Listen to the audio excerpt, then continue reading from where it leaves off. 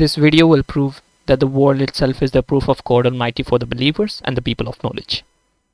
This tree is proof that God exists. ये उस पेड़ को ईश्वर के अस्तित्व का सबूत बता रहे हैं. आर्ग्यूमेंट सुनते हैं इनका. Now here one of our brother have put a sign from God which indicates his majestical nature.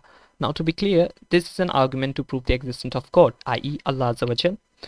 This will be the separate discussion whether the Allah is the same God or the correct definition of God or not.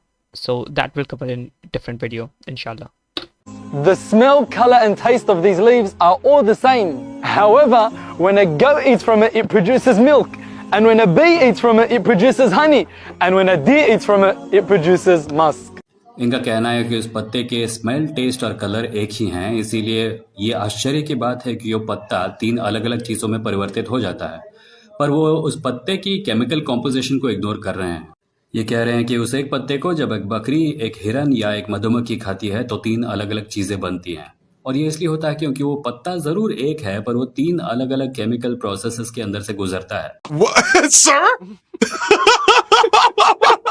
Now this should be very clear that the person itself is not willing to understand the points.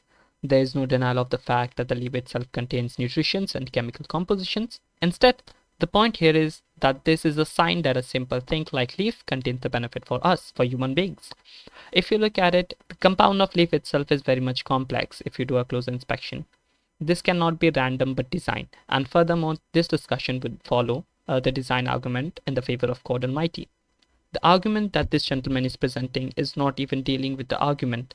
It's not about how it happened, but why it happened. पानी को yellow में मिलाने पे yellow पानी बनेगा, लाल में मिलाने से लाल पानी बनेगा और नीले से मिलाने पे नीला पानी बनेगा. क्या हम इस नतीजे पर पहुंचे कि पानी को ये बताने वाला कोई था कि उसको लाल, नीला और पीला बनना है? Yes, absolutely. You cannot and never argue that this whole mechanism just made randomly on it itself without any outer intervention. It's not that it's simple as you mix red color with water and it became red. There are so many factors that varies and determine the color of chemical composition. A super complex computer than just a simple water cannot define what it needs to do.